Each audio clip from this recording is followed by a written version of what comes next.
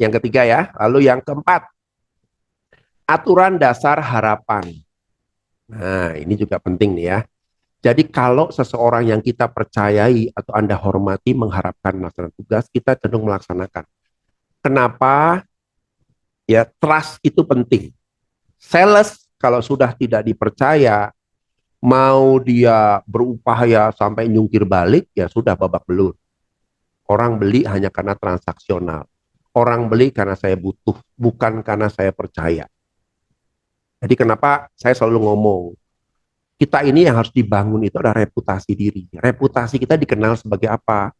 Apakah kita dikenal sebagai orang yang kalau dikasih tugas nggak beres-beres, misalnya ya udah, kiamat lah kita, karir juga macet, orang lain nggak percaya sama kita.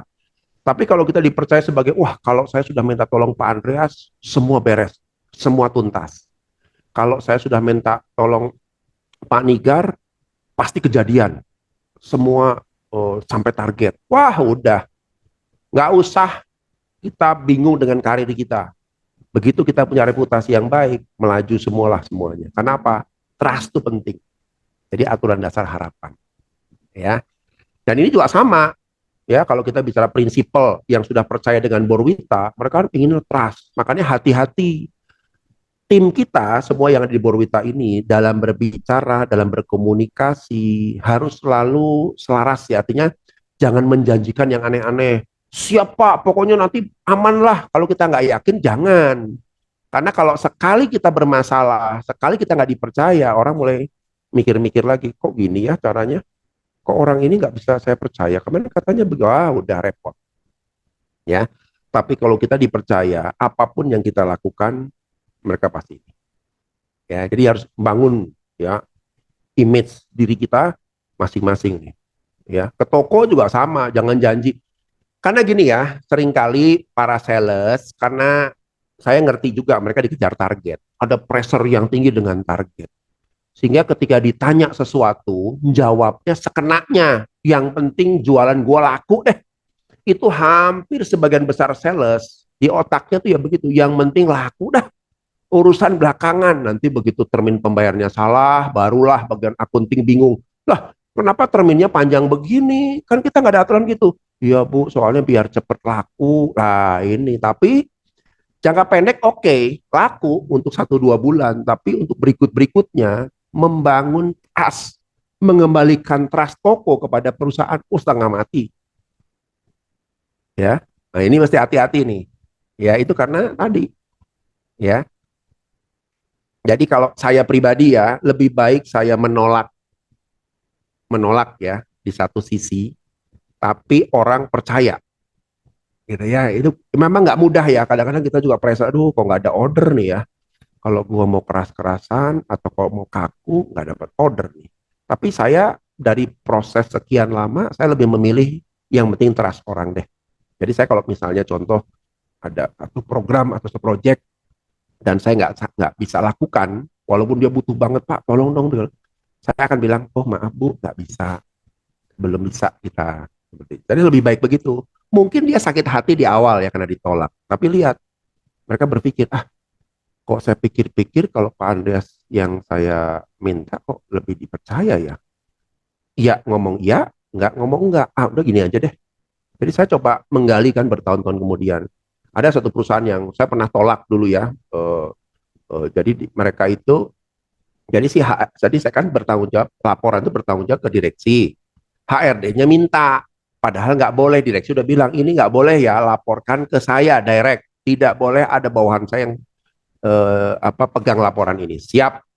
HRD-nya, karena saya dapat job kan dari HRD-nya, nuntut. Pandai tolonglah, kan masa sih gitu. Tapi saya tetap kekeh, saya bilang enggak. Dia marah, marah. Tapi apa yang terjadi berikutnya? Uniknya orang yang sama akhirnya lebih percaya sama saya.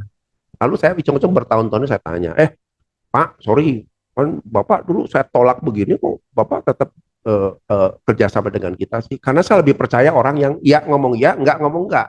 Daripada ngomong ya, besoknya enggak, besok ngomong enggak, besoknya iya, membingungkan. Kata dia begitu. Jadi itu kunci yang saya pegang sampai bertahun-tahun. Ya, reputasi kita. Ya. Sekarang contoh ya, Ya ini contoh aja beberapa ya, kondisi kacau. Jadi kacau beneran gitu kan ya. Dokter biasanya buat orang tenang, tapi kadang-kadang sebaliknya. Makanya eh, saya kadang-kadang kalau ke dokter tuh malah malah jadi khawatir gitu ya. Wah, Pak, kok nggak cepet-cepet? Ini bahaya ini. Ini kalau nggak diobati, mau jadi kita stres gitu kan ya. Apalagi dokter gitu kan ya. Dokter spesialis, apalagi tambah menimbulkan pressure yang kuat untuk meyakinkan kita, gitu kan. Jadi mesti hati-hati juga, gitu kan ya. Tapi ini menjadi penting. Lalu yang kelima sekarang, aturan dasar asosiasi, ya kan. Ini yang kenapa ada yang disebut sebagai mengendorse seseorang. Boleh percaya boleh enggak, endorser itu menjadi satu bisnis yang besar sekarang, ya, endorser. Karena apa ya, orang tuh ngelihat ya, oh siapa nih bintangnya? Saya nggak tahu di Borwita ada bintangnya nggak ya? Nggak ada ya? Ada Pak Jose atau Pak Dewan? Ada endorser yang dipakai nggak di Borwita? Tahu saya sih nggak ada ya. Oh nggak ada. Ya, nanti Pak Jose lah jadi endorser ya. Jadi mengendorse seseorang yang punya kaitan terhadap sesuatu connecting ya, itu biasanya juga punya impact yang besar, gitu ya. Itu asosiasi. Makanya kadang-kadang kita juga, nah kalau di bidang jualan, apa ya kira-kira bisa dikaitkan dengan asosiasi? Ada nggak coba di bidang jualan nih sekarang nih, kaitan Brand, sama aturan asosiasi? brand ambassador. Eh, maksudnya gimana? Brand ambassador kayak iklannya Head and Shoulder kan sekarang sama Joe Taslim, Pak. Nah, betul betul. Itu salah satu ya.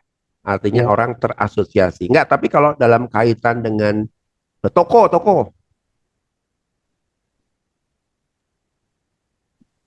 apa?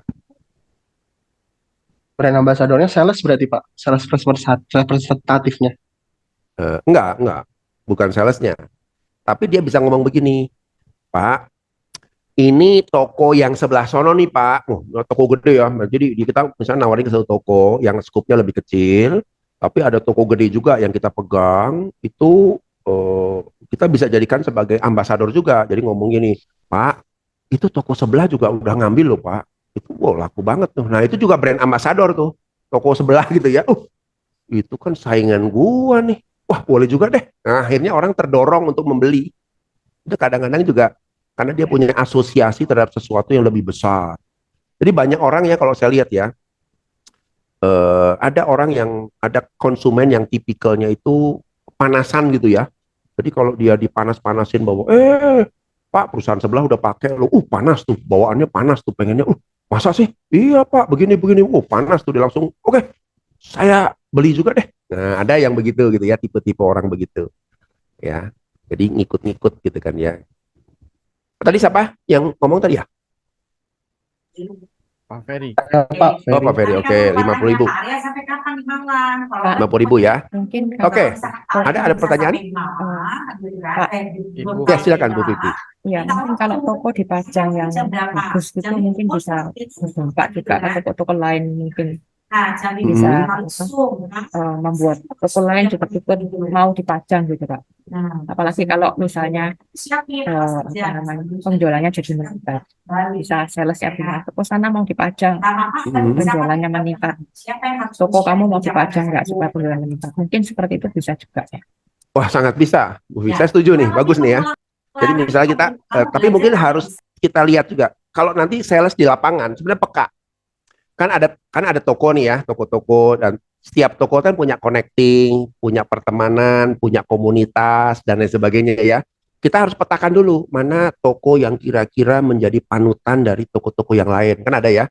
Nah, toko-toko yang besar inilah yang nanti kita kita desainkan yang bagus, racking dan lain sebagainya yang bagus. Lalu kita foto pada saat kita jual ke toko-toko yang lain yang lebih skupnya lebih kecil dan kita tahu bahwa toko ini sangat mengidolakan toko yang itu, boleh tuh ditunjukkan Pak, ini fotonya nih, kita sudah pasang nih Pak seperti ini, wah laku banget Pak.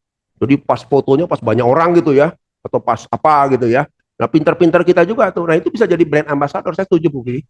Itu kreativitas sales juga penting seperti itu. Jadi nggak sembarang asal desain toko kecil, ya mungkin hanya konsumen yang tahu, tapi kita tidak bisa mendorong penjualan. Kan penjualan kita bukan konsumen, penjualan kita ke toko. Berarti sesama toko harus kita panas-panasin nih. Biar panas tuh, biar panas dan sebagainya. Jadi hal-hal seperti itu kita perlu lakukan juga. Setuju Bu Vivi, ini bisa jadi masukan juga ya buat para sales ya. Untuk siapa cari coba. Pasti ketemu kok. Ya. Kalau saya katakan contoh ya, kalau saya pegang juga satu perusahaan tuh telekomunikasi. Jadi sering kelihatan tuh, oh perusahaan telekomunikasi ini dia orientasinya, ngelihatnya tuh perusahaan yang ini. Sehingga ketika saya pegang dua, nah yang besar ini saya buatkan beberapa event, foto dibuat bagus, dibuat cantik dan lain sebagainya untuk membrand ambasador yang perusahaan sebelahnya gitu ya. Kalau saya panas-panasin, Pak, sana udah pakai kok sini belum? Oh masa Pak?